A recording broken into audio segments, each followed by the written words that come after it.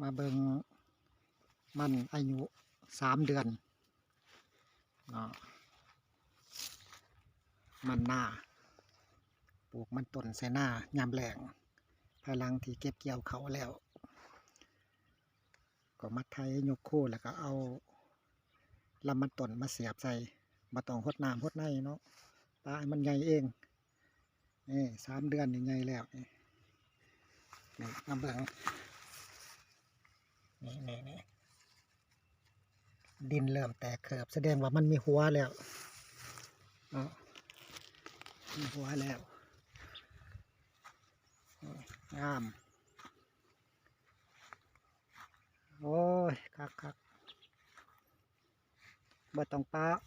ที่ดินให้มันเป่าวางเด้อไผมีให้มีหน้าเกี่ยวเขาแล้วก็ไถยกคู่แล้วก็เสียบลำมันใส่บัดหอดเดือน5 เดือน 6สิลงหน้าปีหนากะกูมันออกไถนาหุดนี่โอ้นปลูกไปหอดพุ่น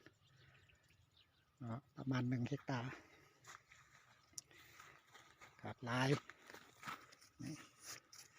ใบงามไงดีบ่ได้หดน้ำบ่ได้ใส่ปุ๋ยมีแต่สีดทางใบปุ๋ยที่เขาขายตามตลาดนั่นแหละมาสีดใส่มันลองขวดทางบ้านเนาะเบิ่งสิขวดมันก่อนนี่แหละบ่หัวโอ้ยบักหน่อยนี่ก็มาสอด้วยมาวนอยู่แถวนี้วนยังบักหน่อยใส่เลยโอ้ยปกเล็กแท้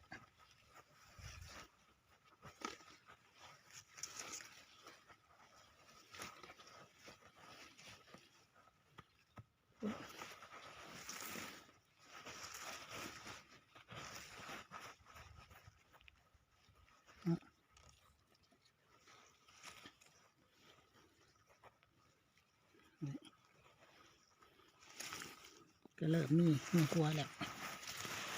เป็นบทจะแจกปันใด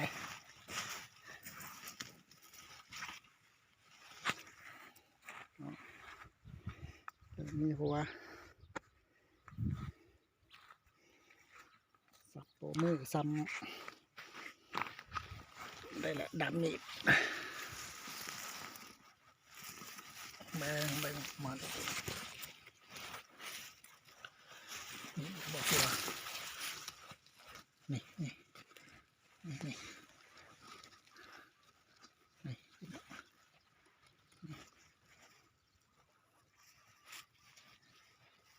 ด้อยู่ได้นี่ได้อยู่เริ่มมีหัวแล้วทำไว้ขึ้นสับโปมือซ้ำดับนี่ครับจะ3 เดือนอีก3 เดือนข้างหน้ารวมอายุกับประมาณ6 เดือนจังกูดีถือสว่างเฮาลงเขานาปี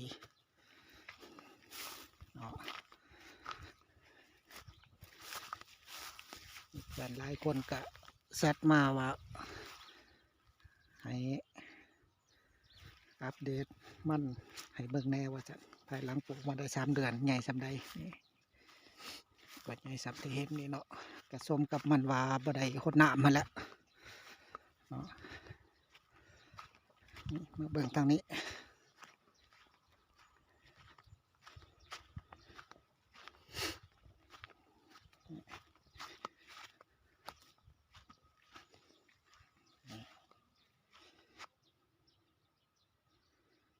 ก็ประมาณนี้เนาะส่วนเบื้องนี้เกี่ยมปลูกข้าวโพดสีว่างซ้ายท่อน้ำหยดท่อน้ำหยาดท่อน้ำหน่อยภาษาลาวไทยคนอื่นท่อน้ำหยดนี่ส่วนตัวนี้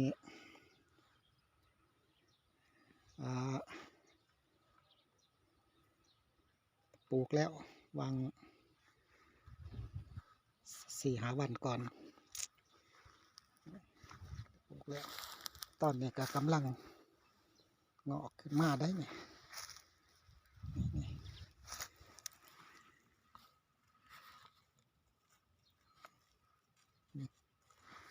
ข้าวโพด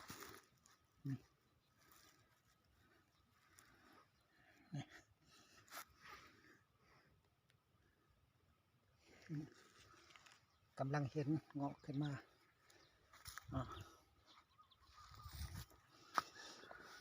ก็ว่างซ้ายจังสิแหละบัดเวลาหายน้ำเขาก็เปิดวาล์วมันมีวาล์วใหญ่อยู่จุดเดียวเขาเปิดอยู่จุดเดียวนี่เขามาเปิดอยู่นี่เปิดตัวนี้เขาแยกออกจากท่อเมนแยกออกเฉพาะแต่ละให้เขาแยกเฉพาะของมันเวลาเปิดมันก็ให้นำเสมอกันส่วนให้นี่ก็แยกออก